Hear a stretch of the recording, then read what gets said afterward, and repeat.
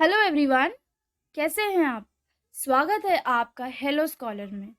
Hello scholar आपको provide करता है daily current affairs session YouTube platform पर, प्लस इम्पॉर्टेंट टॉपिक्स पर videos and exam notification also on YouTube platform. You can follow us on our telegram channel, plus you can subscribe us if you are new to our YouTube channel. Without any delay, let's begin. Question number 1 क्या कहता है बच्चों। Question number 1 पूछ रहा है आपसे, which state has won the best adventure tourism destination award. कौन से स्टेट को मिला है बच्चों best adventure tourism destination award. Himachal Pradesh, Uttarakhand, New Delhi या फिर मध्य प्रदेश। जल्दी जल्दी बताइए। घूमने गए होंगे कभी, एडवेंचर स्पोर्ट्स किया होगा कभी, कौन से स्टेट में किया है। तो बच्चों ये दिया गया है उत्तराखंड को। उत्तराखंड को ये अवार्ड दिया गया है। कब दिया गया ये अवार्ड? दिया 27 सितंबर को। 27 सितंबर को वर्ल्ड टूरिज्म डे सेलिब्रेट किया गया। तो वर्ल्ड टूरिज्म डे पर बाय जगदीप धनखड़, जो कि हमारे वाइस प्रेसिडेंट है, उन्होंने इस स्टेट को बेस्ट एडवेंचर टूरिज्म अवार्ड जो है वो दिया है। चलिए नेक्स्ट क्वेश्चन की तरफ बढ़ते हैं बच्चों। नेक्स्ट क्वेश्चन क्या कहता है, विच of the following is the world second largest economy. World की सेकंड लार्जेस्ट इकोनॉमी कौन सी है बच्चों? लार्जेस्ट नहीं, सेकंड लार्जेस्ट इकोनॉमी। यूएसए की है, रशिया की है, इंडिया की है या फिर चाइना की है। तो बच्चों जो फर्स्ट लार्जेस्ट है वो कौन सी है? वो है यूएसए की। एंड सेकंड लार्जेस्ट है चाइना की। तो यानी कि ऑप्शन 4 इज करेक्ट। जो वर्ल्ड की सेकंड लार्जेस्ट इकोनॉमी है वो है चाइना की। अब हम ये क्यों पढ़ रहे हैं बच्चों? हम ये इस वजह से पढ़ रहे हैं, देखिए यूएसए की जीडीपी कितनी है बच्चों? यूएसए की जीडीपी है 23 ट्रिलियन यूएस डॉलर, है ना। और चाइना की कितनी है? 17.7 ट्रिलियन यूएस डॉलर्स। अच्छा, अब हम ये इसलिए पढ़ रहे हैं क्योंकि वर्ल्ड बैंक ने ये कहा है कि जो चाइना की जो ग्रोथ है वो बहुत ही ज़्यादा स्लो हो गई है। यानी कि पहले ये एस्टिमेट किया जा रहा था कि चाइना जो है 5% से ग्रो करेगी, बट अब चाइना जो है वो सिर्फ 3.2% से ग्रो कर रही है। तो इस वजह से क्या है, जो ईस्ट एशिया और पैसिफिक रीजन में कंट्रीज हैं उनकी जो ग्रोथ है वो बहुत ज़्यादा स्लो डाउन हो गई है। प्लस इससे क्या होता है कि अगर चाइना की जो ग्रोथ है वो बहुत ज़्यादा स्लो डाउन हो जाएगी, इससे क्या होगा कि बैंक्स के जो रेट्स हैं, इंटरेस्ट रेट्स हैं, वो भी हाई हो जाएंगे। प्लस जो इन्फ्लेशन है वो भी बढ़ जाएगा इंटरनेशनल लेवल पर। चलिए नेक्स्ट क्वेश्चन की तरफ बढ़ते हैं। नेक्स्ट क्वेश्चन क्या कह रहा है बच्चों? नेक्स्ट क्वेश्चन है अपॉइंटमेंट पे। नेक्स्ट क्वेश्चन ये पूछ रहा है आपसे, who has been appointed as the new attorney general of India. India के नए अटॉर्नी जनरल जो है वो कौन चूज करे गए हैं? आर वेंकटरमणी, के वेणुगोपाल, एमसी स्टैलविड, एम फातिमा बीवी। जल्दी बताइए, जल्दी बताओ, जल्दी बताओ, न्यूज़पेपर पढ़ा करो भाई। तो बच्चों वो हैं आर वेंकटा रमनी। इनको चूज किया गया है हमारे नए अटॉर्नी जनरल के तौर पर। अच्छा बताइए, अटॉर्नी जनरल जो है वो कौन से आर्टिकल से चूज करे जाते हैं बच्चों? वो करे जाते हैं अंडर आर्टिकल 76(1). एंड इनका जो अपॉइंटमेंट होता है वो करते हैं president of India. President of India अभी कौन है बच्चों?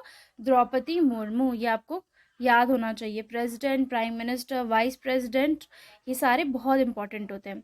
अच्छा, अटॉर्नी जनरल एक्चुअली होता क्या है? अटॉर्नी जनरल होता है legal adviser to the government of India. Government of India का जो लीगल एडवाइजर होता है उसको हम बोलते हैं attorney general of India. Plus ये होते हैं chief advocate in the court also. ठीक है, अब हम देखते हैं कि एक्चुअली में इनका मतलब जो एलिजिबिलिटी है to become the attorney general of India वो क्या होती है। सबसे पहली बात है कि आप क्वालिफाइड होने चाहिए for the appointment as the जज ऑफ सुप्रीम कोर्ट। ठीक है, कि आपका सुप्रीम कोर्ट एज मतलब आपका जो आपको ऐसा अपॉइंटमेंट के लिए क्वालिफाइड होने चाहिए कि आपको सुप्रीम कोर्ट का जज बनाया जा सके। ठीक है, या फिर आप 5 साल तक हाई कोर्ट के जज रहे हो, या फिर अगर वो भी नहीं तो फिर या फिर 10 साल का आपके पास हाई कोर्ट में एक्सपीरियंस होना चाहिए एज एन एडवोकेट, ठीक है। प्लस प्रेसिडेंट की नज़रों में आप बेस्ट क्वालिफाइड, आपके पास अच्छा एक्सपीरियंस होना चाहिए और आप उनकी नज़रों में बेस्ट ओपिनियन मतलब बेस्ट ऑप्शन होने चाहिए as like to be chosen as the attorney general of India. तो ये है qualification to become the attorney general of India. चलिए नेक्स्ट क्वेश्चन की तरफ बढ़ते हैं बच्चों। नेक्स्ट क्वेश्चन क्या कहता है, which one of the following is the India's most valuable brand 2022, ठीक है। इंडिया का मोस्ट वैल्यूएबल ब्रांड कौन है 2022 का, जल्दी जल्दी बताइए। तो बच्चों ये है TCS। पहले कौन था, पहले HDFC बैंक था बच्चों, ठीक है। पहले HDFC बैंक हुआ करता था तो इसलिए आपको ये याद होगा, लेकिन अब जो है वो TCS टाटा कंसल्टेंसी सर्विसेज जो है वो इंडिया का मोस्ट वैल्यूएबल ब्रांड बन चुका है। चलिए पहले HDFC था बट HDFC को पीछे छोड़ दिया। चलिए क्वेश्चन नंबर 4 क्या पूछ रहा है बच्चों, आए है दिल के ऊपर है भैया। बताइए वर्ल्ड हार्ट डे कब मनाया जाता है, 27, 28, 29 या फिर 30 सितंबर, जल्दी बताइए बच्चों। ये मनाया जाता है 30 सितंबर को, अब मत भूलना कभी, दिल का दिन है भाई, कब होता है, 30 सितंबर को होता है।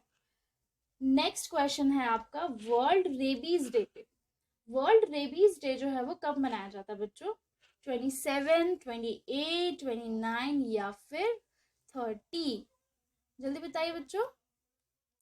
ये सेलिब्रेट किया जाता है बच्चों 28 सितंबर को, ठीक है, वर्ल्ड रेबीज डे, ठीक है।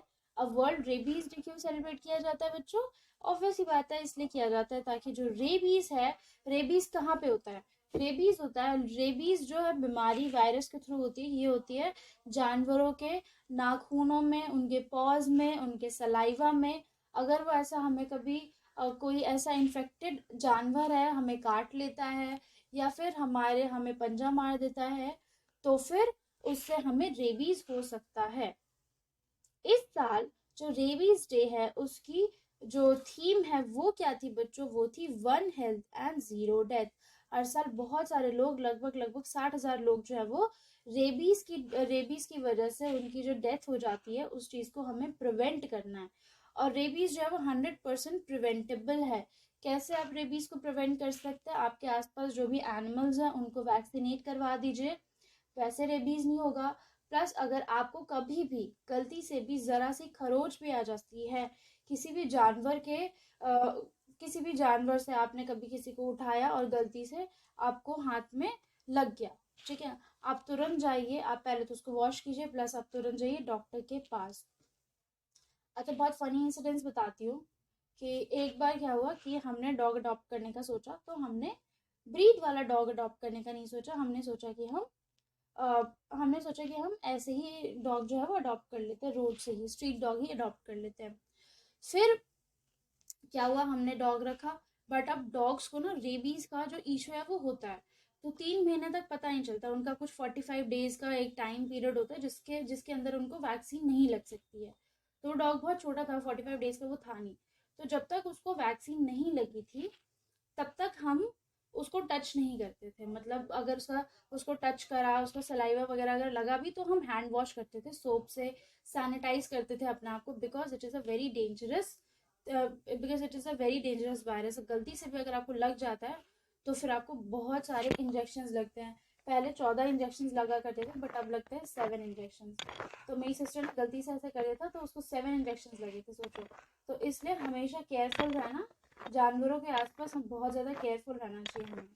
चलिए back to the session. Question number 6 क्या कह रहे हैं बच्चों, International Day for Universal Access to Information 2022 is observed on which of the following dates। International Day for Universal Access to Information जो है वो कब सेलिब्रेट किया जाता है, जल्दी बताइए बच्चों, जल्दी जल्दी बताइए।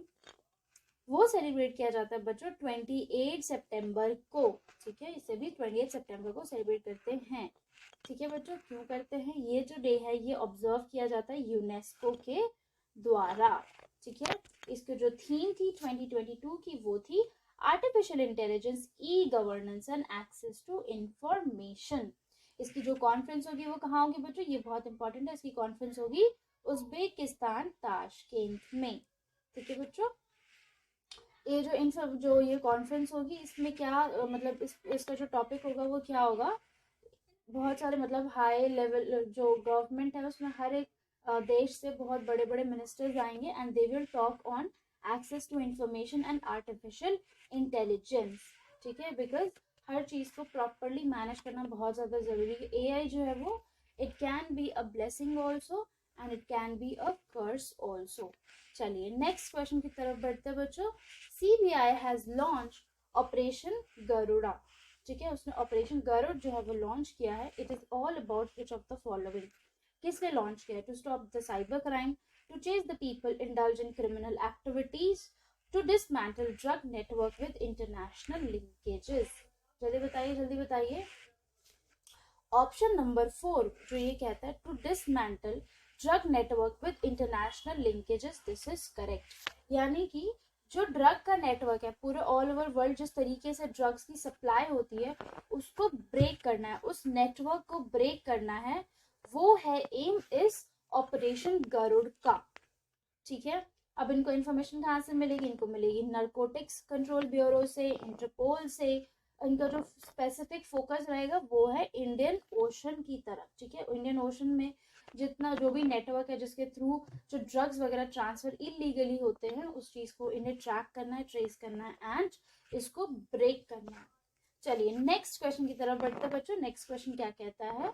Who will inaugurate the 6th edition of India Mobile Congress? India mobile Congress का 6th edition जो है वो कौन, हाल ही में 2022 में 6th edition होगा, इसको कौन इनॉग्रेट करेगा? अमित शाह, निर्मला सीतारमन, नरेंद्र मोदी, एस जयशंकर। कौन इसको इनॉग्रेट करेगा बच्चों? इसको इनॉग्रेट करेंगे हमारे प्यारे प्राइम मिनिस्टर नरेंद्र मोदी जी, वो इस एडिशन को इनॉग्रेट करेंगे। अच्छा, अब इंडियन मोबाइल कांग्रेस क्या होता है बच्चों? इंडियन मोबाइल कांग्रेस जो है वो एशिया का लार्जेस्ट डिजिटल फोरम है, मतलब लार्ज यहाँ पे एशिया के बहुत बड़े बड़े कंट्रीज जो है वो इसके पार्ट है और ये बात करते हैं डिजिटाइजेशन के बारे में। इस बार बात होगी किसके बारे में? इस बार बात होगी 5G के बारे में। ठीक है, इसका जो एम है, सॉरी इसकी जो थीम है बच्चों, वो थीम ये है to encapsulate, engage, experience a digital universe, and the blockbuster telecom event aims to promote the new technology, particularly indigenous ones, so that people can experience the usage and the application of 5G। ठीक है बच्चों, समझ में आया? इसकी जो theme क्या है बच्चों? इसकी थीम है कि लोग जो है वो एंगेज करें, यानी कि जो 5G का एक्सपीरियंस है उसको लोग एक्सपीरियंस कर सके। 5G जो इंटरनेट सर्विस है, आपका जो इंडिजिनस जो टेक्नोलॉजी है वो इतनी ऐसी होनी चाहिए कि वो 5G पोर्टेबल हो, है ना। जैसे हम फ़ोन्स लेते थे तो हम बोलते थे कि ये 4G सिम पोर्टेबल है, ये 5G सिम पोर्टेबल है। आजकल जो फ़ोन्स आते हैं उनमें 5G सिम जो है वो मतलब पहले से ही ऐसा होता है कि वो सिम जो है वो 5G पोर्टेबल होती है। बट पहले ऐसा नहीं होता था, पहले आपको न्यू डिवाइस ही परचेज करना था, पहले डिवाइस उस तरीके से नहीं आता था। बट अब जो होता है वो डिवाइस वेल इक्विप्ड आते कि वो 5G को अडॉप्ट कर सके। ठीक है, 5G इज इंटरनेट सर्विस। ठीक है बच्चों, चलिए नेक्स्ट क्वेश्चन की तरफ बढ़ते हैं। Recently Kumar Sanu, Shailendra Singh, Anand Milind have been awarded with which of the following award? कौन से अवार्ड से इनको नवाजा गया है? Lata Mangeshkar award 2019 to 21, Padma Shri award, Dada Sahib Phalke award, none of the above. जल्दी जल्दी बताइए बच्चों। इनको मिला है लता मंगेशकर अवार्ड। ठीक है बच्चों, इनको मिला है लता मंगेशकर अवार्ड 2019 to 21। ठीक है, याद रखना इनको तीनों को लता मंगेशकर अवार्ड मिला है, तो पेपर में आएगा तो कंफ्यूज मत होना। ठीक है, चलिए next question. Who has inaugurated the 13th FICCI Global Skills Summit 2022? ये समिट को किसने इनॉग्रेट किया, यानी इसका उद्घाटन जो है वो किसने किया? धर्मेंद्र प्रधान, द्रौपदी मुर्मू, नरेंद्र मोदी, राजनाथ सिंह। जल्दी बताइए बच्चों। तो FICCI ग्लोबल समिट 2022 को इनॉग्रेट किया है धर्मेंद्र प्रधान जी ने। धर्मेंद्र प्रधान जी कौन है बच्चों? वो हमारे एजुकेशन मिनिस्टर हैं। FICCI का मतलब क्या हुआ? Federation of Indian chambers of commerce and industry. ठीक है, ये समिट की जो थीम है वो क्या है? Education to employability making it happen. यानी कि हमें क्या करना है? एजुकेशन से एम्प्लॉयबिलिटी तक, यानी कि ऐसा नहीं कि बस एजुकेट कर देना, बट हमें एम्प्लॉयमेंट भी प्रोवाइड करनी है। और ये कहाँ पे होगा? ये होगा बच्चों दिल्ली में। ठीक है, चलिए, that's all for today. I hope you liked the session. Kindly like, share, comment and subscribe to our channel. Join our Telegram channel for the latest job vacancy updates and current affair PDFs and exam related content. Thank you everyone.